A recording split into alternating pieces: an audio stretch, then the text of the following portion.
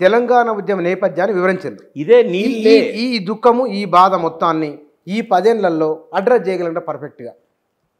నాకైతే ఒక 70-80% సంతృప్తి ఉంది. ఎందుకు ఉంది అంటే కేసీఆర్ గారికి నేనైనా జయశంకర్ గారైనా అప్పుడున్న ఉద్యమ నాయకులైనా ఇన్నయ్య గారైనా తెలంగాణ గోసను ఆయనకు అర్థం చేయించడంలో మేము సక్సెస్ అయినాం. తెలంగాణ అవసరాన్ని ఆయనకు చెప్పడంలో సక్సెస్ అయినాం. తెలంగాణ సెల్ఫ్ సస్టైన్ ఎట్లయితుందో చెప్పడంలో సక్సెస్ అయినాం. తెలంగాణ ఎట్లా వస్తుందో రోడ్ మ్యాప్ క్రియేట్ చేయడంలో సక్సెస్ అయినాం. తెలంగాణ కోసం ఒక పార్టీని రూపకల్పన చేయడంలో మా బుర్రలు ఉన్నాయి. తెలంగాణ ఎజెండా మీదకి వచ్చిన తర్వాత కేసీఆర్ గారి మాటలతోని ప్రజల్లో కదలిక తీసుకురావడంలో మేము ప్రత్యక్ష సాక్షులం, భాగస్వాములం.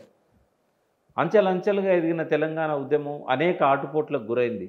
ఇంకొకరితో కాకపోయేది. అది కేసీఆర్ కాకుండా మరో వ్యక్తి అక్కడ ఉంటే ఆ తెలంగాణ ఉద్యమం ఆ స్థాయికి చేరుతుందని మాత్రం నేను అనుకోను. ఎన్ని ప్రలోభాలు!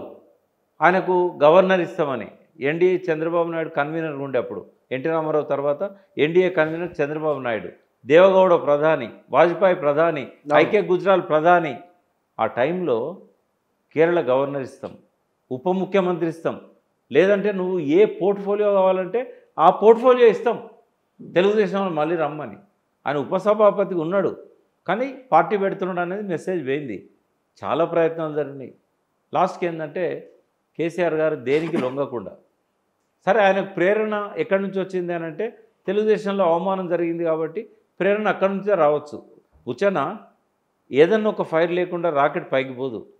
కేసీఆర్కు ఒక ఫైర్ ఉంది. ఏంటంటే ఆయన ఎట్లా తెలుగుదేశం పార్టీ రెండోసారి అధికారంలోకి రావాలో రోడ్ మ్యాప్ ఇచ్చిన వ్యక్తి కేసీఆర్. ప్రజల వద్దకు పాలన, జన్మభూమి, ఈ ప్రోగ్రామ్స్ అన్నీ ఆయన బ్రెయిన్ చైల్డ్స్. ఇవన్నీ వాడుకొని మంత్రి పదవి ఇవ్వకుండా వదిలేస్తాడు చంద్రబాబు నాయుడు. అది ఆయనకి ఇచ్చిన ఫైర్. నాకెట్లా వచ్చింది ఫైర్? ఒక ఆంధ్ర మేజిస్ట్రేట్ నన్ను అవమానం చేసిండు. అవునా? దానివల్ల నేను సుప్రీంకోర్టు దాకా పోయి కంటెంప్ట్ ఆఫ్ కోర్టు ఎదుర్కొని హైకోర్టులో 3 నెలలు శిక్ష పడి బెయిల్ తీసుకొని జైలు పోకుండా కపిల్ సిబాల్ చేతుల నుంచి నేను బయటపడ్డా. సుప్రీంకోర్టులో 2003లో 7 ఏళ్ళు కొట్లాను నేను ఆ కేసు. అంటే ఒక ఆంధ్ర మేజిస్ట్రేట్ తెలంగాణలో ఎందుకు ఉండాలనేది జయశంకర్ గారి దగ్గర పోయి ఫస్ట్ నేను అడిగిన ప్రశ్న. అంటే తెలంగాణ వస్తే ఆంధ్ర మేజిస్ట్రేట్ ఉండరు, తెలంగాణ మేజిస్ట్రేట్ ఉండరు అని చెప్పాడు. సో అటువంటి వాళ్ళు ఉండొద్దని చెప్పి అట్లా ఫైర్ నాకు వచ్చింది, మీకు వచ్చింది. ఏది ఏమైనా కూడా కేసీఆర్ గారు ఫస్ట్ ప్రయారిటీ వాటర్కి ఇచ్చాడు. ఉద్యమకాలం అంతా కూడా జలసాధన ఉద్యమం ప్రపంచ చరిత్రలో 40 రోజుల పాటు ఒకే ఇష్యూ తీసుకొని నిరాటంకంగా ఒక ఉద్యమం జరిగిందంటే ఆ తెలంగాణ జలసాధన ఉద్యమం. అది నవంబర్ 25, 2002 నవంబర్ 25 స్టార్ట్ అయ్యి నవంబర్ 3 జనవరి 6 నాడు 10 లక్షల మందితోని పరేడ్ గ్రౌండ్లో విజయవంతంగా జరిగింది ఆ ఉద్యమం. ఆ మేధా పట్కర్ వచ్చారు దానికి. తర్వాత ముఫ్తీ సయీద్ మహమ్మద్, తర్వాత రామ్ విలాస్ పాస్వాన్, తర్వాత రామస్వామి తమిళనాడు నుంచి అనే మినిస్టర్ ఉండే. ఇట్లా చాలామంది మొదటిసారి తెలంగాణ ఉద్యమాన్ని చూడడానికి వేరే రాష్ట్రాల నుంచి వచ్చారు. అదేంటి అంటే తెలంగాణ జలసాధన ఉద్యమం. కేసీఆర్ గారి మాటలు అప్పుడు నేనే రాశాను ఆయనకు, వాటిని ఎలాబొరేట్ చేసుకొని ఆయన స్పీచ్ ఇచ్చాడు. అది రికార్డ్ చేశాం. 3 గంటల రాత్రి సానా యాదిరెడ్డి గారి స్టూడియోకి వచ్చి రికార్డ్ చేశాడు. ఒక్కొక్క మాట తూటాలాగా పోయింది. అది కొన్ని వేల క్యాసెట్లలో ఒక 8-10 పాటలు రాయించాం. మళ్ళా ఆ పాటలు రాయించడానికి రాత్రిపూట 3 రాత్రులు కూర్చున్నారు కేసీఆర్ గారు. ఈ గోరటి వెంకన్నతోని, గూడ అంజయ్యతో చనిపోయాడు ఆయన. తర్వాత ఇదే అందేశ్రీ గారితోని, మిఠపల్లి సురేందరు, రస్మయ్య బాలకృష్ణ ఆధ్వర్యంలో ఇదంతా జరిగింది. నీళ్ళ గోస ఎట్లా ఉంటుంది అనేది. సో పక్కన కృష్ణమ్మ ఉన్న ఫలితమేమీ లేకపోయే, తలాపున పారుతుంది గోదారి, నీచేను నీచెల్క ఎడారి. ఇట్లాంటి సదాశివుడు రాసిన పాట అది. ఈ పాటలన్నీ కూడా కేసీఆర్ గారు రాయించారు. గోరటి వెంకన్న రాసిన, అంతకుముందే రాసిన కంపతారు సెట్లు కొట్టి సేతాన వేడుంది పల్లె కన్నీరు పెడుతుంది, అదివరకు కాంగ్రెస్ వాడుకున్నది ఆ పాటను. ఇవన్నిటిని మళ్ళీ తీసుకొచ్చాం మేము. పల్లె పల్లెన పల్లెర్లు మొలిసే విమలక్క పాట. అట్లా ఇదొక రూపం తీసుకొచ్చాక కేసీఆర్ గారి మనసులోనే కాదు, తెలంగాణ ఉద్యమంలోకి వచ్చిన ప్రతి మనిషి లోపల ఆ నీళ్ళ గోసాన్ని కనబడ. అందుకే 69 ఉద్యమం కానీ 54లో తెలంగాణ ఉద్యమం కానీ అది ఎక్కువ చర్చ జరగలేదు. మీతో నేను ఒక ఎపిసోడ్ చేస్తా. తెలంగాణ ప్రజలకు 1954-56 మధ్య ఎంత పెద్ద ఉద్యమం వచ్చిందో ఇప్పుడు ఎవరికి తెలియదు. నా పుస్తకంలో కొంత రాశాను నేను. నాన్ముల్కి గోబ్యాక్ ఏమో 52లో వచ్చింది. నేను చెప్పేది ఫజల్ అలీ కమిషన్ వచ్చినప్పుడు తెలంగాణ ఆంధ్రతో కలపొద్దని చెప్పి పెద్ద ఉద్యమం వచ్చింది. ఆ ఉద్యమంలో కానీ 69 ఉద్యమంలో కానీ విద్యార్థులు ఫస్ట్ పాల్గొన్నారు, ఉద్యోగస్తులు తర్వాత పాల్గొన్నారు. గ్రామాలలో పెద్ద కదలిక లేదు, అప్పుడు టీవీలు లేవు. ఒక విద్యార్థులు మాత్రమే.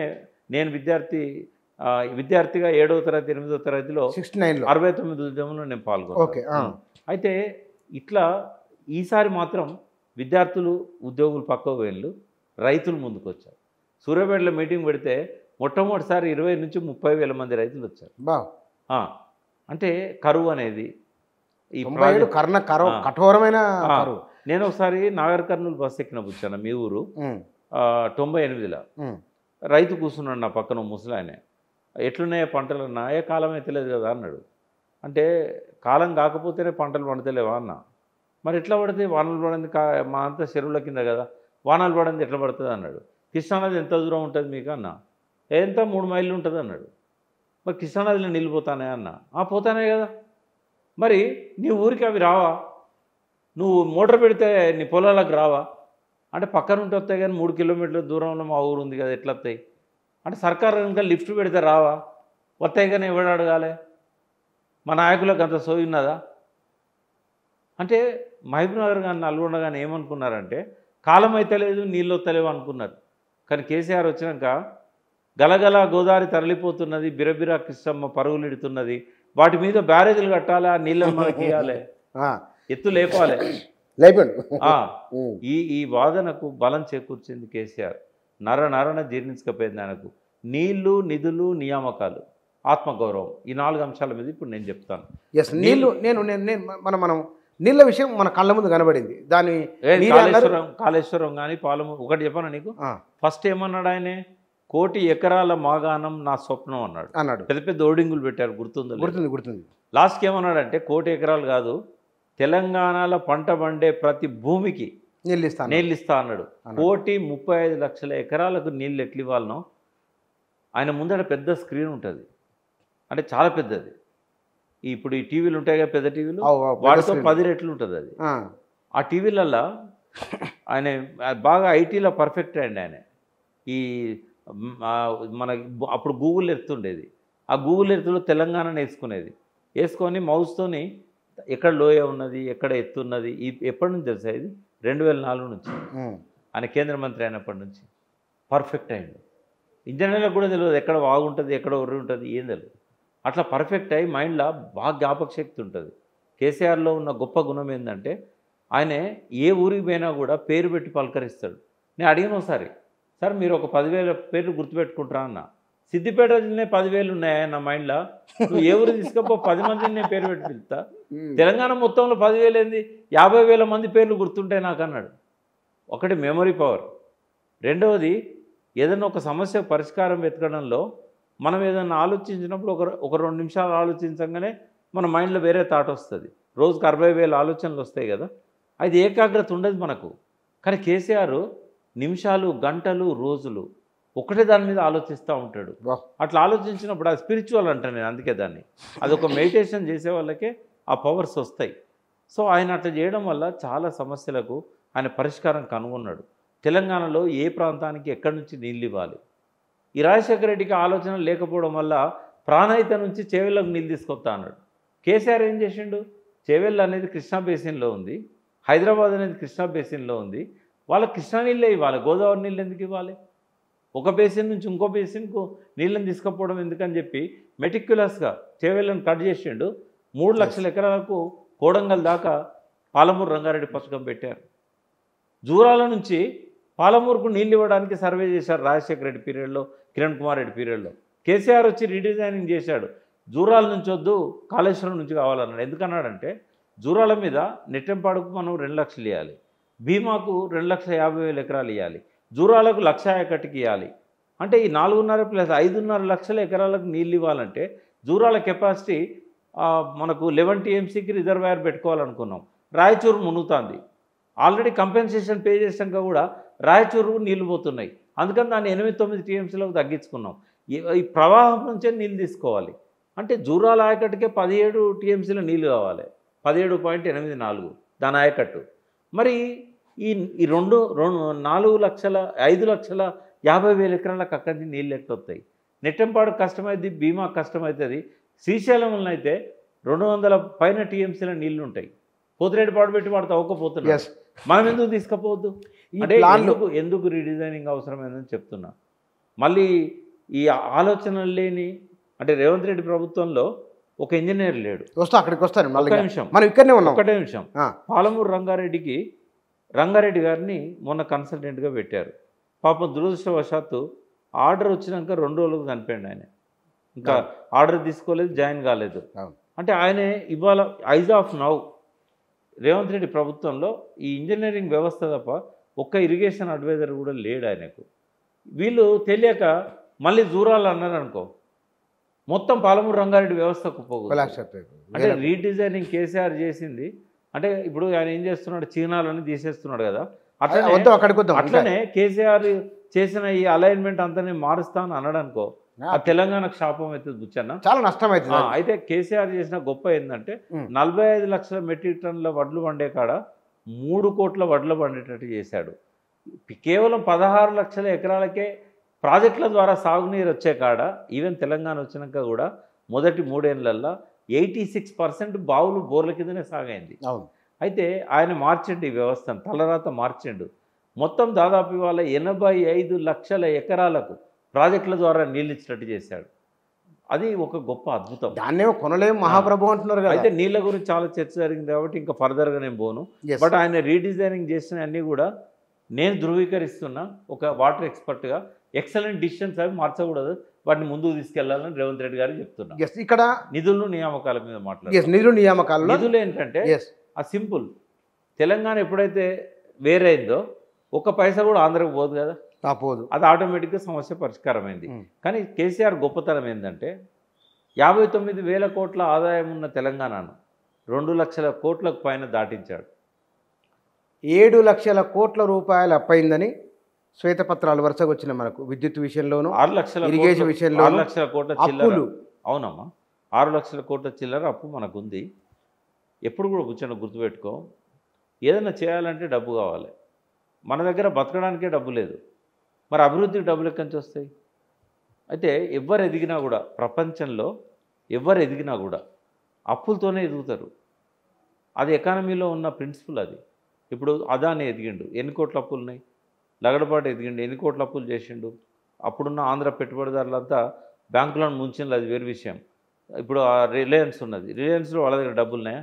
అన్ని అప్పులను షేర్సే కదా. తర్వాత అమెరికా ఉంది. ప్రపంచంలో అన్ని దేశాలకు అమెరికానే అభివృద్ధికి ఒక సంకేతం.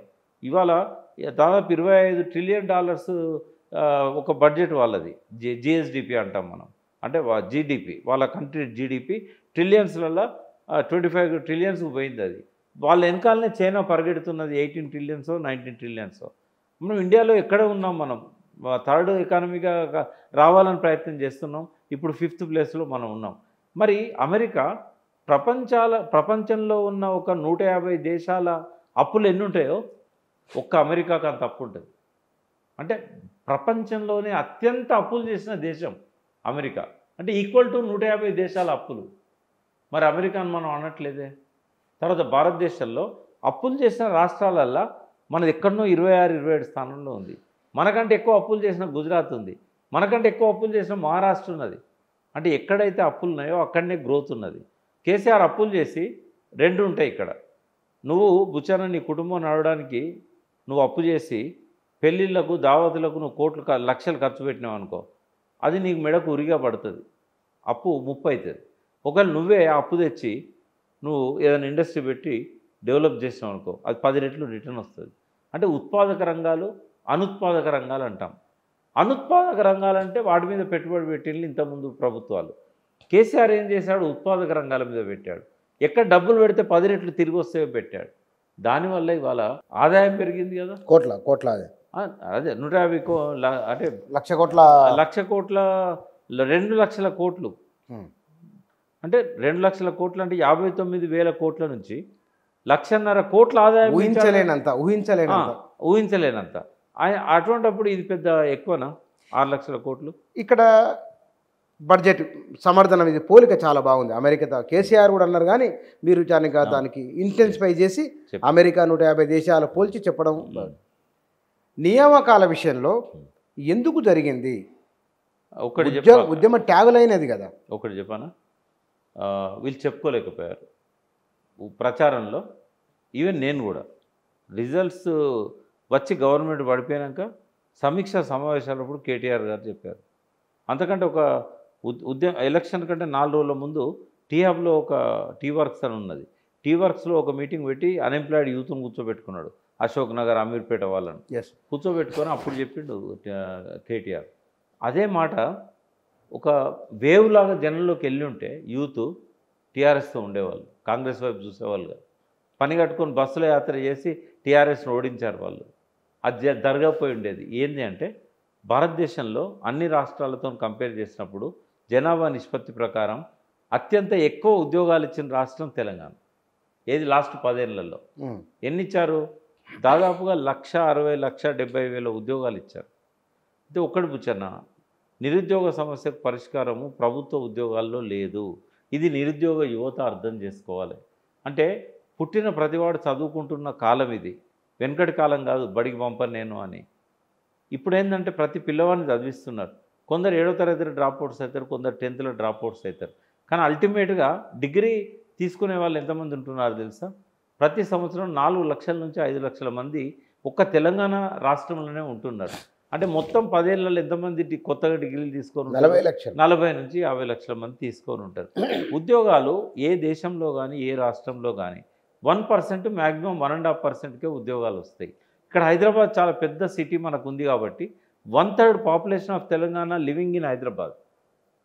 3,70,00,000 మంది తెలంగాణ పాపులేషన్, 1,45,00,000 మంది ఓన్లీ ఔటర్ రింగ్ రోడ్ పరిధిలో ఉన్నారు. ఇక్కడ ఎట్లా తెలుస్తుంది లెక్క అంటే Hyderabad metro water work sewerage board ఏదైతుందో ఎంతమందికి నీళ్ళు ఇస్తున్నామని లెక్క చెప్పింది. ఇది 5 ఏళ్ల కిందనే 1,42,00,000 మందికి నీళ్ళు ఇస్తున్నారు వాళ్ళు ఔటర్ రింగ్ రోడ్ లోపల లోపల. అంటే ఎన్ని మున్సిపాలిటీలు ఔటర్ రింగ్ రోడ్ లోపల, ఎన్ని కార్పొరేషన్లు ఉన్నాయి. ఇప్పుడు రేవంత్ రెడ్డి అదంతా కలిపి ఒకటే హైదరాబాద్ చేస్తానన్నాడు. బట్ 9కి పైన మున్సిపాలిటీలు ఉన్నాయి, మున్సిపల్ కార్పొరేషన్లు ఉన్నాయి. అయితే ఇవన్నీ కూడా ఔటర్ రింగ్ రోడ్ లోపల. అంటే 1/3 జనాభా ఈజ్ లివింగ్ ఇన్ హైదరాబాద్. కాబట్టి ఉద్యోగులు పెరుగుతారు. మనకు ఉండేది ఎంత మ్యాక్సిమం అంటే 2 లక్షల కోట్లు ఇప్పుడు వస్తున్నది రెవెన్యూ రాబడులు. అయితే 40% నుంచి 60% పెన్షన్లకు జీతాలకు పోతుంది. ఏ రాష్ట్రంలో అయినా వచ్చే ఆదాయంలో 40 to 60%. తెలంగాణలో అయితే మోర్ దెన్ 50%. అవును, ఉద్యోగులు ఎక్కువ ఉన్నారు. దాదాపు 5.5 లక్షల దాకా ఉంటారు ఉద్యోగాలు. గవర్నమెంట్ ఉద్యోగాలు, ఉద్యోగాలు, పెన్షనర్స్ అందరు కలుపుకొని. పెన్షనర్స్ కాక. అవునా? అంటే ఎట్లా అంటే ఈ కొంతమంది ఎయిడెడ్ టీచర్స్ ఉంటారు, కొంతమంది పబ్లిక్ సెక్టర్ వర్కర్స్ ఉంటారు. ఇవన్నీ కలిపి చెప్తారు. అంటే ప్రభుత్వం నుంచి డబ్బులు పోయేది ఖజానా నుంచి ఒక 5-5.5 లక్షల మంది పైనే ఉంటారు. అయితే ఒకవేళ కనుక నువ్వు 1.5% కాక 2% పోయినావు అనుకో, బడ్జెట్లో 70-80% పోతుంది పెన్షన్లకు జీతాలకు. ఇక నీకు రోడ్లకు కానీ, విద్యకు కానీ, వైద్యానికి కానీ, ఇతర డెవలప్మెంట్స్కి కానీ ఎక్కడి నుంచి వస్తాయమ్మ డబ్బులు? కాబట్టి ఏ ప్రభుత్వం అయినా అంతకు మించి ఉద్యోగులను పెంచదు. అందుకే చాలా ప్రభుత్వాలు ఏం చేస్తాయి, వేకెన్సీలు వచ్చినప్పుడు ఫిల్ చేయరు, వాళ్ళు అట్లే పెడతారు. ఎందుకంటే వేకెన్సీ ఉంటే వానికి జీతం ఇవ్వాల్సిన అవసరం ఉండదు కదా. ఇంకోటి ఎరియర్స్ ఇవ్వలేక 3 ఏళ్ళు పెంచాడు కేసీఆర్. ఎందుకంటే రిటైర్మెంట్ అయితే వాళ్ళకి ఎరియర్స్ ఇవ్వాలి, డబ్బులు వాళ్ళ జీతం అంటే కొద్ది డబ్బు, ఎరియర్స్ అయితే చాలా ఎక్కువైంది కదా. ఒక్కొక్కరికి 50 లక్షలు 40 లక్షలు ఇవ్వాల్సి వస్తుంది కదా. అది ఇవ్వలేక 3 ఏళ్ళు పెంచాడు రిటైర్మెంట్ 61 సంవత్సరాలు. అది కూడా అసహనానికి దారి తీసింది. కొంతమందిని ఇంకెక్కువ మందిని ఉద్యోగాల్లోకి తీసుకునే అవకాశం లేకుండా చేసింది. అయితే నిజంగా 10 ఏళ్ల కాలంలో 1,40,00,000-1,50,000 ఉద్యోగాలు అంటే కేవలం అందరు టీఎస్పీఎస్సీనే చూశారు. 34,000 ఉద్యోగాలు కదా వాళ్ళు ఇచ్చింది అని అంటారు. ఇది ఫస్ట్ టర్మ్ అయిపోయినట్టు. బట్ రిక్రూట్మెంట్ బోర్డు చాలా ఉన్నాయి బుచ్చన్న. పోలీస్ రిక్రూట్మెంట్ బోర్డు ఉంది, మెడికల్ రిక్రూట్మెంట్ బోర్డు ఉంది. ఒక్కొక్క శాఖకు ఓన్ రిక్రూట్మెంట్ బోర్డ్స్ ఉన్నాయి. కేసీఆర్ నోటి మాటగానైతే అప్పుడు అన్నాడు అవుట్సోర్సింగ్ ఇవన్నీ ఉండయి, అన్ని రెగ్యులరైజ్ చేస్తామని. కానీ కానీయలేదు. ఎలక్ట్రిసిటీ బోర్డులో ఆయన రెగ్యులరైజ్ చేస్తే కోర్టుకు ఆక్షేపించింది. అప్పుడు ఏం చేశాడు, రెగ్యులరైజ్ చేయకుండా కోర్టు ఇవ్వలేదు కాబట్టి వాళ్ళందరినీ పే స్కేల్ ఈక్వల్ చేశాడు, జీతాలు పెంచాడు టెంపరీ వాళ్ళందరికీ. వాళ్ళ పర్మనెంట్ కాదు ఇప్పటికి కూడా. 22,000 మంది. అంటే ఇవన్నీ లెక్కలు చేస్తే సింగరేణి ఉంది, ఓన్ రిక్రూట్మెంట్, ఇవన్నీ టీఎస్పీఎస్ నుంచి కాలే. ఈ 1,60,000 మందికి ప్రత్యక్షంగా ఉద్యోగాలు ఇచ్చిన రాష్ట్రం భారతదేశంలో ఏది లేదు ఈ 10 ఏళ్లలో. అది నంబర్ 1. నంబర్ 2 ఏంటంటే, నేను లెక్కలేసిన 28 లక్షల మందికి ప్రైవేట్ ఉద్యోగాలు వచ్చినాయి. 28 లక్షల మందికి 10 ఏళ్లలో. అందులో నీకు ఐటీ సెక్టర్లనే 5.5 లక్షల మందికి వచ్చింది. 3.5 లక్షల మంది నుంచి 9.5 లక్షలకు పోయింది, 9 లక్షలకు పోయింది. అది ఏది ఐటీ సెక్టర్. 75,000 కోట్ల ఎగుమతుల నుంచి 2 లక్షల కోట్ల ఎగుమతిలో పోయింది కదా ఐటీ పరిశ్రమ. ఎంప్లాయీస్ కూడా 3.5 లక్షల మంది నుంచి 9.5 లక్షల అయినలు. అంటే ప్రశ్నిస్తారు, ఇప్పుడు ఇమీడియట్ కామెంట్ పెడతారు మన మిత్రులంతా, మరి వీళ్ళంతా తెలంగాణలో లేనా అని అంటారు. అవును, వాళ్ళు తెలంగాణలో అయినా కాకపోయినా తెలంగాణలో 6 లక్షల ఉద్యోగాలు, దాదాపు 5.5 లక్షల ఉద్యోగాలు ఒక ఐటీ సెక్టర్లో వచ్చినాయి. తర్వాత కూర్చొన్న టీఎస్ ఐపాస్ పెట్టారు కదా, అవును, ర్యాపిడ్గా ఇండస్ట్రీస్ వచ్చినాయి. ఎన్ని ఉన్నాయి తెలుసా? 25,000 ఇండస్ట్రీస్ వచ్చాయి మనకి. ఆ ఇండస్ట్రీస్ మొత్తంలో కూడా 16 లక్షల ఉద్యోగాల కల్పన జరిగింది. ఆ భారీ పరిశ్రమలు కావచ్చు, మధ్యస్థ పరిశ్రమలు కావచ్చు, చాలా చిన్నవి కావచ్చు, ఎంఎస్ఎంఈలో ఉన్న 10 మంది ఎంప్లాయీస్ ఉన్నాయో కావచ్చు, 16 లక్షల మంది ఇండస్ట్రీస్లలో రిక్రూట్ అయినలు. తర్వాత బయోటెక్నాలజీ అద్భుతంగా గ్రోత్ అయింది. జినోమ్ వ్యాలీ అది స్టార్ట్ అయింది కాంగ్రెస్ పీరియడ్, చంద్రబాబు పీరియడే కావచ్చు, బట్ అద్భుతంగా గ్రోత్ వచ్చింది అంటే కేటీఆర్ గారు చాకచక్యంతో ఇండస్ట్రీస్ మినిస్టర్గా ఈ 10 ఏళ్ళ నుండి అద్భుతంగా ఆయన చేశాడు. ఆయన ఫస్ట్ ఏం చేశాడు? పంచాయతీరాజ్ మినిస్ట్రీ తీసుకున్నాడు. ఎవరు? కేటీఆర్. తర్వాత ఆయనకు అర్థమైంది నిరుద్యోగ సమస్య పరిష్కారం కావాలంటే ఇండస్ట్రీస్ని రప్పియాలి, వేరే దేశాలకు పోవాల్సి ఉంటుంది అని చెప్పి ఏం చేశాడు? ఐటీ ఇండస్ట్రీ ఆయన పెట్టుకొని పంచాయతీరాజ్ని ఇమ్మీడియట్గా ఆయన నుంచి జూపల్లి కృష్ణారావు గారికి అప్పుడు బదిలీ చేశాడు. సో ఆయన రావడం అనేది తెలంగాణ అదృష్టం. ఎందుకంటే అందులో కూడా ఒక 4-5 లక్షల ఉద్యోగాలు వచ్చినాయి. అంటే ఇట్లా ఏ ఫీల్డ్ తీసుకో, సింగరేణిలో కూడా డిపెండెంట్ జాబ్స్ ఇచ్చారు. పోలీస్ రిక్రూట్మెంట్లో చాలామందికి ఉద్యోగాలు వచ్చినాయి. ఇట్లా చెప్పినవి కానీ చెప్పని కానీ అవుట్సోర్సింగ్ కానీ ఇదంతా కూడా చూసినప్పుడు ఒక 28 లక్షల మందికి ఓవరాల్ ఉపాధి. మరి ఎక్కడ ఎస్టాబ్లిష్ కాలేదు, ఇది చెప్పుకోలేదు కూర్చొన్న. చెప్పుకోలేదు, ఎందుకు చెప్పుకోలేదు? చేసింది చెప్పుకోలేని అసమర్థత బీఆర్ఎస్ అయితే ఒక్క దానికి 10 అబద్ధాలు జోడించి ఈ పార్టీని మట్టిలో కలిపింది రేవంత్ రెడ్డి టీం, కాంగ్రెస్ పార్టీ. కానీ అనుభవంలో చూసిన ప్రజలకు తెలియదా ఏ జీవితంలో ఏ మార్పు వచ్చింది ఏమిటనేది? అంటే ప్రజలకు వాళ్ళ సర్కిల్లో ఉన్నది తెలుస్తుంది. ఇంకోటి ఏంటంటే ఇక్కడ ఇంకో సమస్య చెప్పాలి. మనం ట్యాగ్ లైన్లో నీళ్లు నిధులు నియామకాలను జయశంకర్ గారు అన్నారు, మేమంతా కలిపి ఆత్మగౌరవం అని ఇంకోటి జోడించాం. పాషావాయర్ గారు కానీ, ఎన్ వేణుగోపాల్ గారు కానీ, నేను కానీ ఎక్కడ మాట్లాడినా మూడింటితో పాటు ఆత్మగౌరవం అని మాట్లాడేది. ఎందుకంటే సెకండ్ క్లాస్ సిటిజన్స్గా మళ్ళీ చూసేది కదా. అవును, యాదగిరి ఇట్లాంటి పాత్రలు ఆంధ్రలో చాలా అందరి అనుభవంలో ఉన్నాయి కదా. అయితే భాషను అపహాస్యం చేశారు, మన గౌరవాన్ని తగ్గించారు. అయితే దీన్ని ఏంటంటే ఆత్మగౌరవం అనే పదం మనం జోడించాం. అయితే తెలంగాణలో కేసీఆర్ చేసిన పాలన 10 సంవత్సరాల పాలన ఆత్మహత్యలను చాలా వరకు తగ్గించింది. అంటే నీళ్ళ కోసం ఆత్మహత్యలు చేసుకొని కరెంటు నీళ్ళ చావులు లేవు, వేరే ఆత్మహత్యలనే రకరకాల కారణాలు, చాలా కారణాలు. అది ఆయన ఒక మొట్టమొదటి విజయం. గడప గడపకు మంచినీరు ఇవ్వడం అనేది సరే పర్ఫెక్షన్ అనేవాడు డిక్షనరీనే ఉంటుంది. అన్ని ఊళ్ళల్లో ప్రతి ఇంటికి వచ్చినాయని అడిగితే ఓ 98%, 99% వచ్చి ఉంటాయి. మామూలు విజయం కాదు అది కూడా. అది కూడా చాలా భారతదేశంలోనే మొట్టమొదటిది. అది కూడా ట్రీటెడ్ వాటర్. మనం కొనే బిస్లరీ కిన్లే కంటే కూడా pH వాల్యూ ఎక్కువ ఉంటుంది. pH వాల్యూ అనేది మన ఆరోగ్యానికి సంబంధించింది. కేసీఆర్ ఏమనుకున్నాడంటే నీళ్లతోనే 75% జబ్బులు వస్తున్నాయి, సో అవి పోవాలని చెప్పి క్లోరైడ్ ఇట్లాంటివి కలిపి దాన్ని అంతా కూడా క్లీన్ చేసి మనకి ఇస్తున్నారు. ఇది ఒక గొప్ప అచీవ్మెంట్. తర్వాత రైతును రాజుగా చూడాలన్న కేసీఆర్ స్వప్నం అర్ధాంతరంగా ఆగిపోయింది. ఆయన ఏమనుకున్నాడు? రైతుకి ఎన్ని కష్టాలు ఉన్నాయో అన్ని కష్టాలు తీర్చడంతో పాటుగా రైతే ధర నిర్ణయించే పరిస్థితి రావాలి. అంటూ ఒక ఇండస్ట్రియలిస్టు తను తయారు చేసిన ప్రోడక్ట్కు తను రేట్ డిసైడ్ చేస్తాడు, దాని మీద జిఎస్టీ కడతాడు.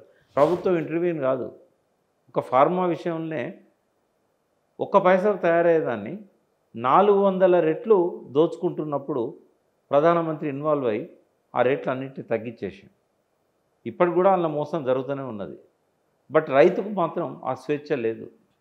తను ధర నిర్ణయించుకునే స్థితిలో రైతు ఎప్పుడైతే వస్తాడో అప్పుడే రైతు రాజు అవుతాడు. కానీ అది ఇప్పటికీ లేదు. కేసీఆర్ గారు కొంత ప్రయత్నం చేశాడు.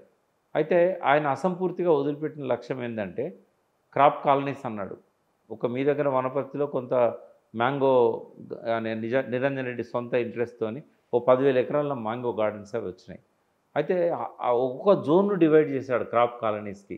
ఇప్పుడు రంగారెడ్డి జిల్లా ఉంది. రంగారెడ్డి జిల్లాలో చేవెళ్ళ ఈ చుట్టుపక్కల అంతా కూడా నీళ్లు లేక ఏం చేస్తారు తెలుసా బుచ్చన్న? ఆడ ఒక టీఎంసీతో 40,000 ఎకరాల పూలు పెంచుతారు. అవును, పూల తోటలు, మల్లె తోటలు, గులాబీ తోటలు, తర్వాత చిన్న చిన్న పండ్ల తోటలు, దానిమ్మ, బత్తాయి. వాటికి ఏంటంటే నీళ్లు తక్కువ అవసరం. అవును కదా.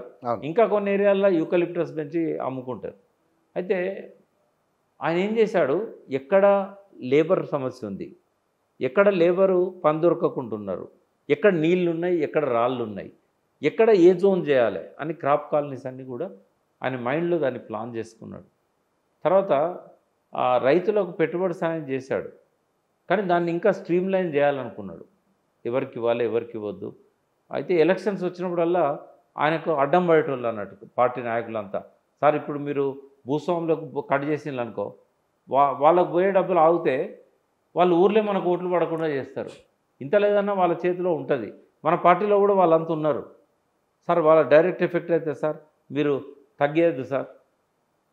కొండలు గుట్టలు అంటే సార్ కొండలు గుట్టల్లో కూడా మనలో భూములు ఉన్నాయి సార్ అంటే ఇట్లా కొన్నిసార్లు వినేవాడు కాదు వాళ్ళ మాటలు.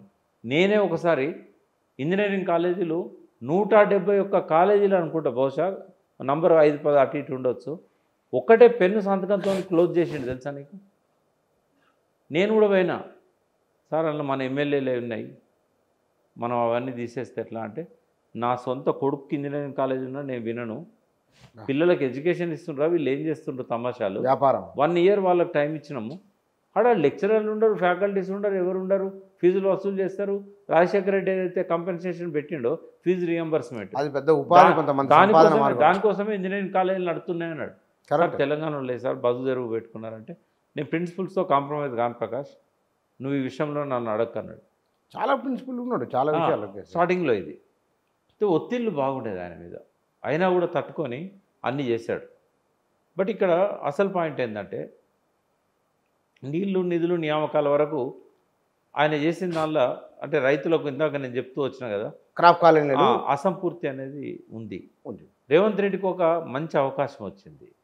అంటే బంగారు తెలంగాణను చూడాలన్న కేసీఆర్ స్వప్నం అర్ధాంతరంగా ఆగిపోయింది కదా. ఆ స్వప్నాన్ని తన పద్ధతిలోనే ఆయన ముందుకు తీసుకెళ్ళి ఆ లక్ష్యాలు పూర్తి చేస్తే ఈ ఇద్దరు కలిసి తెలంగాణ అద్భుతంగా ప్రపంచ పటంలో నిలిపిన వాళ్ళు అవుతారు.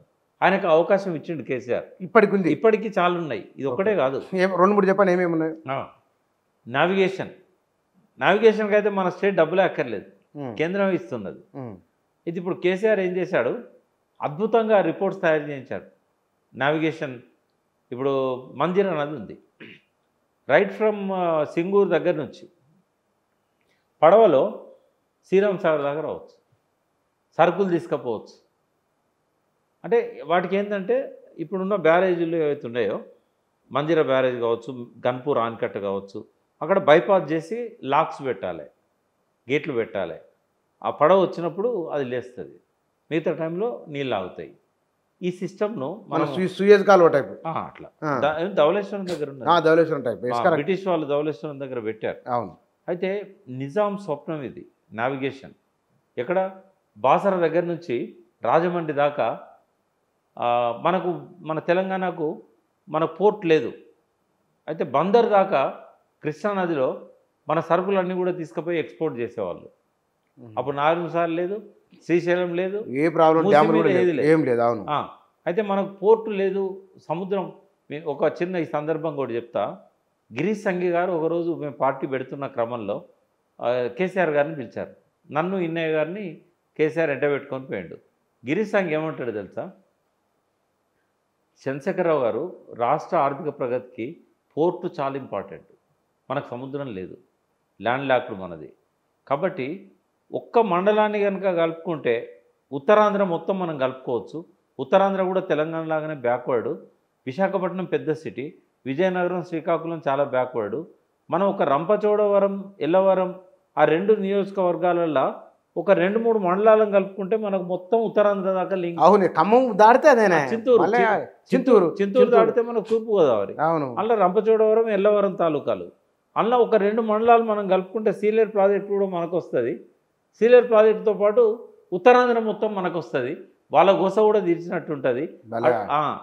చాలా గొప్ప ఆలోచన చేశాడు ఆయన. అయితే మనోళ్ళు అన్నారు కదా, ఈ సెంటిమెంట్, మనం సెంటిమెంట్తో పోతున్నాం, మళ్ళీ మనం ఉత్తరాంధ్రం కలుపుకుంటే ఒక సమస్య అవుతుంది, అదో సెంటిమెంట్. అయితే ఇట్లా మనకు సముద్రం లేదు కాబట్టి నావిగేషన్కి ఏర్పాటు చేశారు.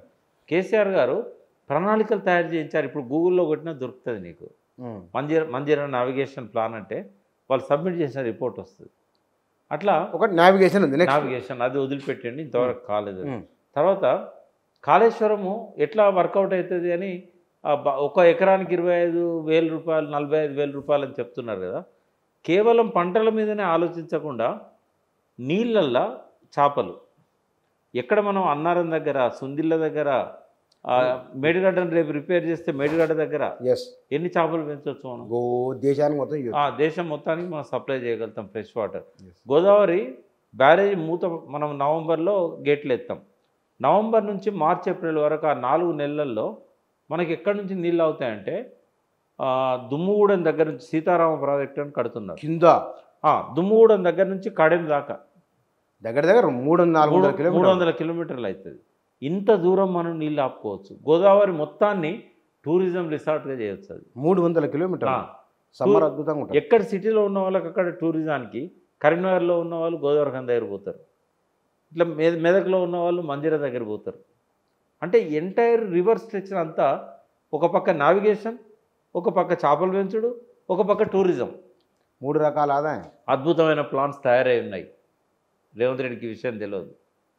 ఇప్పుడు దాని మీద ఎంక్వైరీ చేసుకోవాలి ఆయన. ఈ రిపోర్ట్స్ అన్ని బయటికి తీయాలి. అంటే ముఖ్యమంత్రి దగ్గర ఏముంటుంది అంటే అడగంది చెప్పరు ఎవరు. ఆయన ఏది అడుగుతారో అదే చెప్తారు, ఎక్స్ట్రా చెప్పరు వాళ్ళు. చెప్పలే, భయం అవుతుంది కదా, చెప్పలేరు ఏమనుకుంటాడో అని. అయితే ఇవన్నీ కూడా బయటికి తీస్తే తెలంగాణలో కాళేశ్వరాన్ని వైబుల్ చేయగలుగుతాం మనం. అంటే వీటి మీద కూడా ఆదాయం వస్తుంది కదా. చెరువుల చేపలు అమ్ముకోవడం ద్వారా వచ్చే దానిలో మనకు ట్యాక్స్ వస్తుంది. ప్రభుత్వమే ఒక కార్పొరేషన్ పెట్టి ఎక్స్పోర్ట్ చేయొచ్చు. ఆ చేపను పచ్చడిగా మార్చి పచ్చడిని ఎక్స్పోర్ట్ చేయొచ్చు. తర్వాత ఆ నీళ్లతో టూరిజాన్ని డెవలప్ చేయొచ్చు. చాలా ఆదాయం వస్తుంది. టూరిజం గవర్నమెంట్ చేతుల్లో ఉంది. ఎన్నెన్నో దాని చుట్టూ చాలా.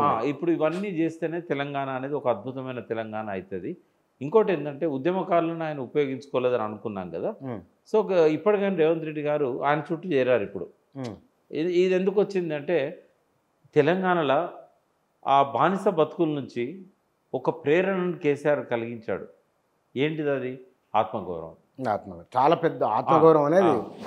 అంటే తెలంగాణ రక్తంలోనే ఉంది బుచ్చన్న. మా మున్నూరు కాపులం దేన్నైనా భరిస్తాం, కానీ ఏమన్నా మాట అంటే పడం, పౌరుషం ఎక్కువ. ఇప్పుడు నేను ఆయన ఎమ్మెల్సీ ఇస్తానంటే నేను రిజెక్ట్ చేసిన, అందరు తిట్టిన నన్ను. అరే ఎంత కష్టపడితే వస్తుంది అది, గవర్నర్ కోటలో ఎమ్మెల్సీ ఇస్తానంటే నువ్వు వద్దంటావా, నువ్వు తీసుకోవద్దా అంటే ఎక్కడో కొద్దిగా నాకు ఈగో ఉండే. ఎట్లయితే ఏమున్నది, ఆత్మగౌరవం అనేది తెలంగాణలో అన్నం కంటే ముందున్న సమస్య అది. అవును, నువ్వు తిండి పెట్టినా కూడా తిండి లేకున్నా వాడు భరిస్తాడు. తెలంగాణ నేచర్లో ఉంది, ఆ రక్తంలో ఉంది. నిజాం వ్యతిరేక పోరాటం నుంచి ఇదంతా వచ్చింది మనకు. ఇప్పుడు అసలు కేసీఆర్ ఎందుకు ఓడిపోయాడు? అదే ఈ ఆత్మగౌరవ సమస్య రివర్స్ అయింది ఆయనకు. అంటే ఎట్లా అంటే ఏంటంటే ఒక 5 ఏళ్ల కాలంలో సెకండ్ టర్మ్లో ఈయన ఎవరిని దగ్గర రానియాడు, ఎవరితో మాట్లాడట. ఎమ్మెల్యేలు కూడా ప్రజల మధ్య పోయి చెప్పేటోళ్ళు, మాకు దొరుకుతాడని ఆయనకు చెప్తామనుకుంటే మీ సమస్యను ఆయనకు చెప్తే పరిష్కారం అవుతుంది. చాలాసార్లు ఎమ్మెల్యేలు నాయకులను, మండల స్థాయి నాయకులు, జిల్లా స్థాయి నాయకులను తీసుకొని ప్రగతి భవన్కి వచ్చి రిటర్న్ పోయేటోళ్ళు. అంటే ఎందుకు గెలవాడు? ఉద్యమ కాలంలోనేమో ఆయనే అపరిచితుడు సినిమాలో 2 పాత్రలు ఉంటాయి. ఉద్యమ కాలంలో కేసీఆర్ ఏంది, అందరినీ కలిసి ఎవడు రాని భోజనం పెట్టేది ఇంటికి, డైనింగ్ టేబుల్ మీద ఒక్కడి దినంగా ఎన్నడూ చూడలే నేను. అంటే ఒక మనిషి ఇంత చనువుగా ఉండి పేరు పెట్టి భుజం ఇచ్చేసి పల్లెనిద్రప్పుడు ఇంటికి వచ్చి వాళ్ళ ఇంట్లో గడంచెలు పండుకొని పొద్దున్న లేసి ఆపులు వేసుకొని అందరు భుజాల మీద చేతులు వేసుకొని వాడవాడ తిరిగిన వ్యక్తి ఉద్యమ కాలంలో ప్రతి వ్యక్తిని పేరు పెట్టి పిలిచి ఆదరించిన వ్యక్తి సీఎం కాగానే గింత గమ్మండా, మమ్మల్ని లెక్క చేయడా అంటే సీఎం అయితే బిజీ అవుతాడు, కానీ అసలే దగ్గర రాని పరిస్థితి ఉన్నదనేది వాస్తవంగా. ఆయన ఎప్పుడు ఎవరిని కావాలన్నా పిలుచుకునేటోడు. కొన్నిసార్లు ఆయన కమ్యూనికేషన్ గ్యాప్ కూడా ఉండేది. వాళ్ళు వచ్చి అక్కడ బయట వెయిట్ చేసి పోయేటోళ్ళు ఆయనకు తెలియకపోయేది. అంటే దేవుడు వరం ఇచ్చినా పూజారి వరం ఇయ్యడం అంటారు కదా, అంటే పూజారి ఆ సీఎంఓలో ఉన్న కొంతమంది ఇప్పటికి కూడా ఉన్నారు కేసీఆర్ చుట్టూ. ఎవరు వచ్చినా ఆయనకు చెప్పారు. ఎవరు వాళ్ళు ఇప్పుడు తెలుసుకోండి మరిగా పేరు చెప్పాను.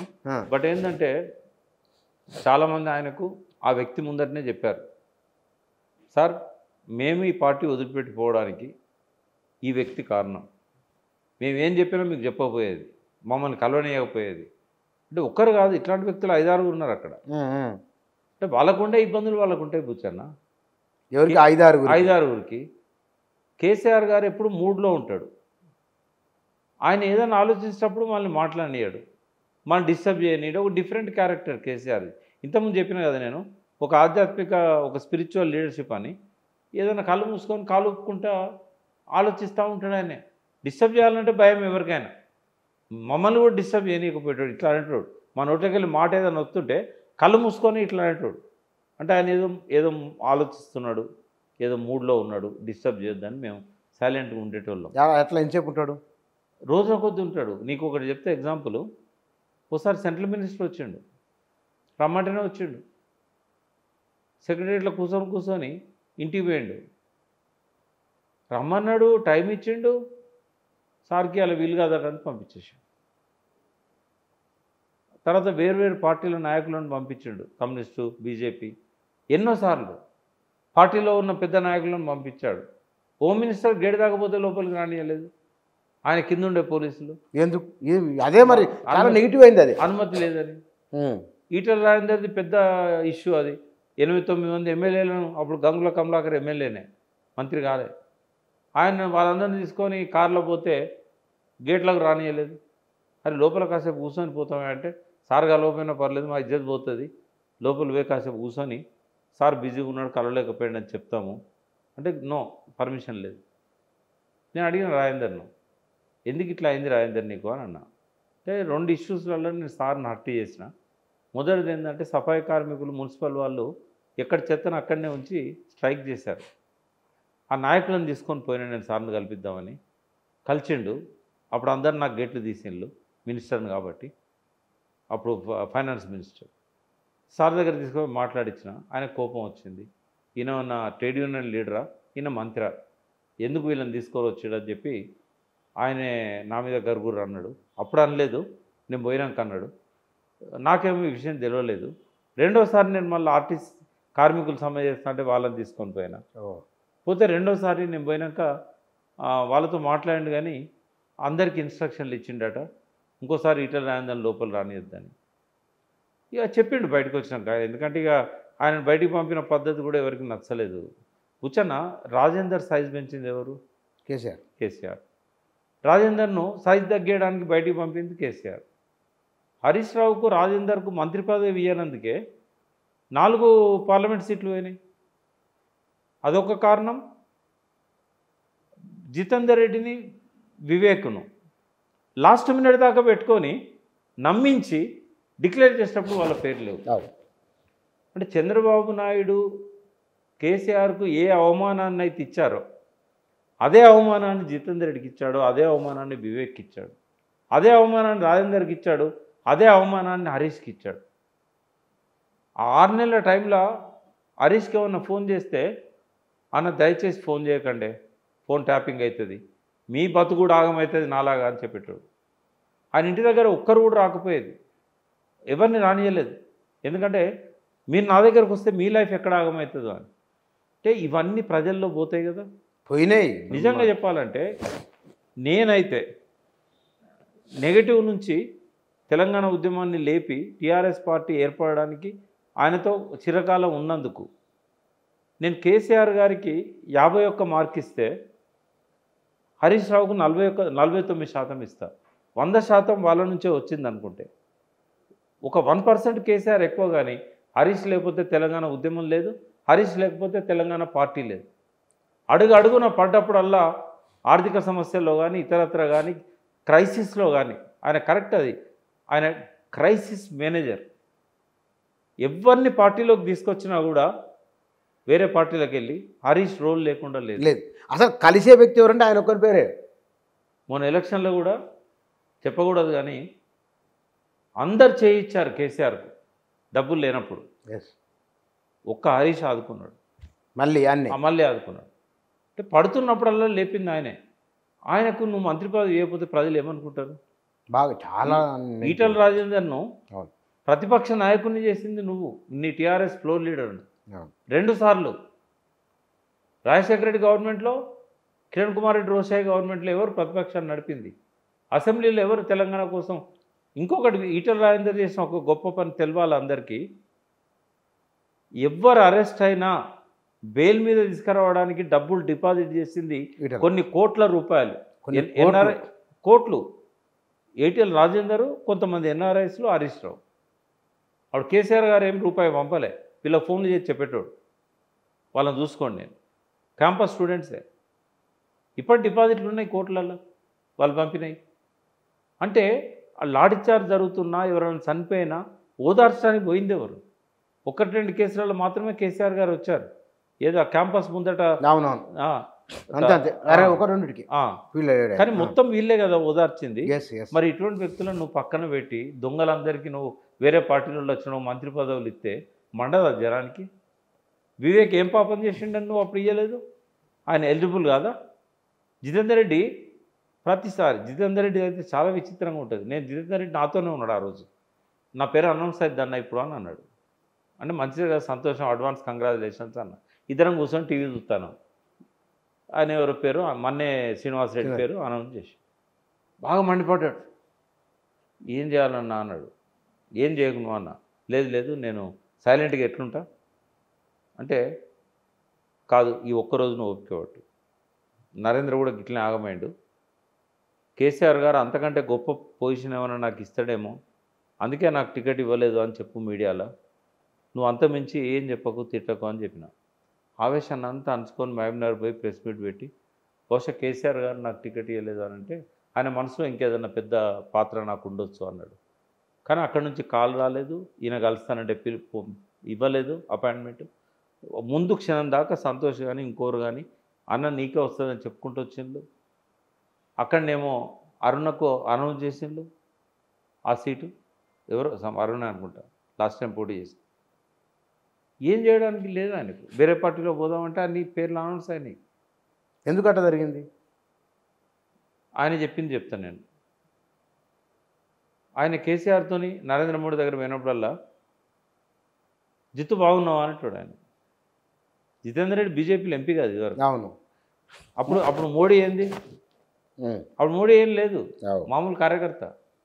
మన వినోద్ ఉన్నాడు కదా, వినోద్ హరిశ్చంద్ర మాథూర్ లేన్లో వినోద్ ఇంట్లో ఒక చిన్న అవుట్ హౌస్ ఉంటుంది, జనరల్ వాచ్మెన్ల కోసం కడతారు. అది అన్న మోడీ ఉండేవాడు 9 సంవత్సరాల నాడు. అప్పుడు వినోద్ లేడు, బట్ వినోద్ ఉన్న క్వార్టర్ వినోద్ దగ్గరలో వినోద్ ఇంటికి నేను పోయినప్పుడు వినోద్ చెప్పిండు, ఇంట్లో మోడీ 9 ఏళ్ళు ఉన్నాడు ప్రకాష్, స్నానం చేసి బ్యాగ్ వేసుకొని బయట పోయేటోడు, రాత్రి వచ్చేటోడు. అంటే మోడీ అట్లున్న టైంలో జితేందర్ రెడ్డి ఎంపీ ఉన్నాడు. కొంచెం ఆయన ఎక్కడున్నా కూడా చెడు ఆగడు, బాగా హై ప్రొఫైల్లో ఉంటాడు. అయితే 2 సార్లు జిత్తు ఎట్లున్నావు ఏంది అని కేసీఆర్ని పక్కబెట్టి జిత్తుతో మాట్లాడాడు నరేంద్ర మోదీ. తర్వాత ఒకసారి తీసుకుపోలేదు ఆయన, వేర్ ఈజ్ అవర్ జిత్తు అని అడిగాడు. కేసీఆర్ ఏమనుకున్నాడు, రేపు ఏమన్నా గవర్నమెంట్లో అటు ఇటు అయితే జితేందర్ రెడ్డి మనతో ఉండడు, మోడీ పిలిస్తే పోతాడు అని ఆయనకి ఇవ్వలేదు. వివేక్ ఇవ్వకపోవడానికి వివేక్ చెప్పింది ఏంటంటే, దళిత వర్గాలల్లో అంత ఎదిగొచ్చిన నాయకులు లేరు. అప్పుడు వెంకటస్వామి, మళ్ళీ వివేక్ పొజిషన్ వచ్చింది. తెలంగాణ ఉద్యమంలో పార్లమెంట్లో టీఆర్ఎస్కు 1-2 ఎంపీలు ఉన్నప్పుడు, అంటే ఇద్దరున్నా కూడా విజయశాంతి లాస్ట్లో వెళ్ళిపోయింది, బిల్లు పెట్టే టైంలో లేదు. అవును. బట్ ఆ కథ అంతా నడిపించిన దానిలో వివేక్ది కీలక పాత్ర. చాలా చాలా క్రూషియల్. అయితే ఒక ఎదిగొచ్చిన డబ్బులు కూడా ఇచ్చిండు ఆయన, చనిపోతే వాళ్ళ కుటుంబాల సొంత చాలా చేసిండు. అందరినీ రాజగోపాల్ రెడ్డి, వివేక్, పొన్నము, మధుయాష్కి వీళ్ళంతా కలిసి.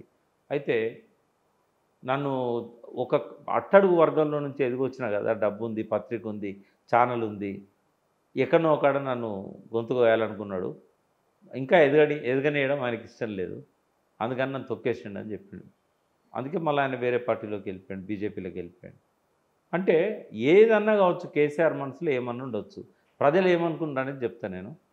ఏ ఆత్మగౌరవ సమస్యనైతే ప్రజల ముందు పెట్టి వాళ్ళ నరాన అణువున ఆత్మగౌరవ సమస్యను జీర్ణించేటట్టు కేసీఆర్ చేశాడో అదే తిరిగి ఆయనను కాటేసింది.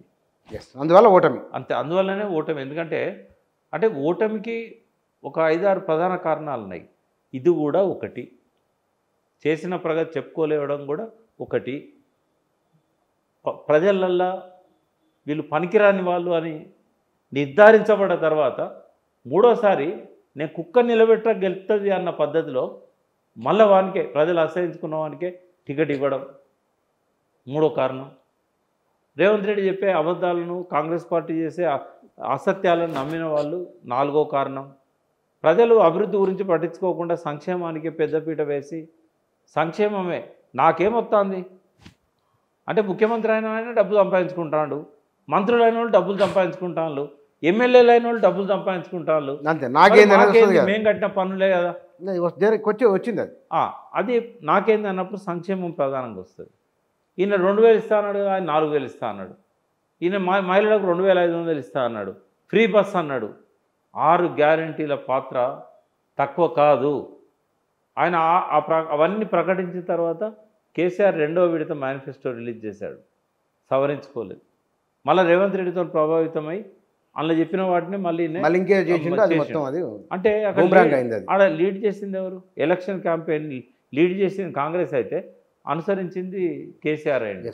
కర్ణాటకలో ఎప్పుడైతే 6 గ్యారంటీలు 5 గ్యారంటీలు అక్కడ సక్సెస్ అయిందో ఆలోచించాల్సి ఉండే. ఏం పోయేది, బస్సు ఫ్రీ బస్సు కేసీఆర్ పెట్టకపోయేటోడా? నెలకు 3 కోట్లే కదా ఈజీగా. ఇప్పుడు ఇట్లా ఆయన ఆలోచనలు ఎందుకో మందగించినాయి మొత్తం. బుచ్చన్న ఇక్కడ ఒక్క నిమిషం, ఇక్కడ ఒక ఇంపార్టెంట్ విషయం చెప్తా. ఎప్పుడూ ఐప్యాడ్ ఆయన చేతిలో ఉంటుంది, సెల్ ఫోన్ పట్టాడు కానీ ఐప్యాడ్ పడతాడు, ఎప్పుడూ ఎల్ఈడి లైట్ల కింద కూర్చుంటాడు. ఈ నాన్ అయనైజింగ్ రేడియేషన్ ఏదైతే ఎల్ఈడి నుంచి వస్తుందో అది మన న్యూరాన్స్ని దెబ్బతీస్తుంది. ఓహో.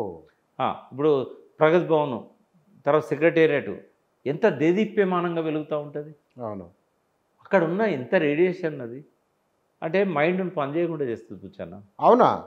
మనల్ని సమయస్ఫూర్తి, చురుగ్గా ఆలోచించడము ఇవన్నీ పోతాయి, డల్నెస్ వస్తుంది. విరుగుడు ఏంటి మరి దీనికి? ఉన్నది విరుగుడు తర్వాత నేను చెప్తాను. మళ్ళీ దొరకొచ్చిన ఒక మాటలో చెప్పండి. హిమాలయాస్లో కొన్ని మొక్కలు ఉన్నాయి, ఆ పౌడర్లో దీని విరుగుడు ఉంది. అదొకటి పిరమిడ్ షేప్లో కానీ లేకుంటే ఎల్ఈడికి పైన ఒక పూతలాగా కానీ పూసినట్టయితే ఆ రేడియేషన్ అనేది బయటికి రాదు. ఒకవేళ ఒక రూమ్లో అది పెట్టుకున్నట్టయితే అది ఆ రేడియేషన్ అనేది రాదు. ఎక్కడ దొరుకుతుంది? అది అదృష్టవశాత్తు నా దగ్గరికే వచ్చింది.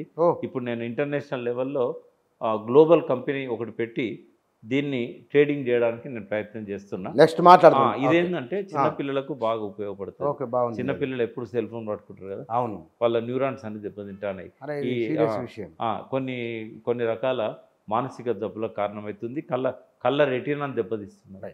ఇవన్నీ ఇప్పుడు కేసీఆర్ మీద మాత్రం డెఫినెట్గా ఒక్కటైతే చెప్పగలుగుతా, ఎలక్షన్ల ముందు కేసీఆర్ ఆలోచించిన పద్ధతి, షార్ప్నెస్, అద్భుతమైన వ్యూహము, ఎత్తుగడలు, ఆయన ఉపన్యాసంలో ఆయన మించిన వాడు లేడు. కానీ అత్యంత పేలవైన ఉపన్యాసాలు మొన్న అయినాయి రిపీటెడ్గా. 96 ఉపన్యాసాలు ఒక్క తీరుగానే ఉంటాయి. ఊరు పేర్లు మారుతాయి, నియోజకవర్గ అభ్యర్థుల పేర్లు మారుతాయి, రొటీన్ ఉన్నది. ఎట్లా అయిపోయిందంటే పిల్లలు కూడా చెప్తున్నారు ఇప్పుడు ఈ మాట అంటాడు చూడు. అంటే ఇవన్నీ కూడా ఆయన దెబ్బతీసినాయి పుచ్చాను. ఇది కూడా ఒక కారణం అని చెప్తున్నాను.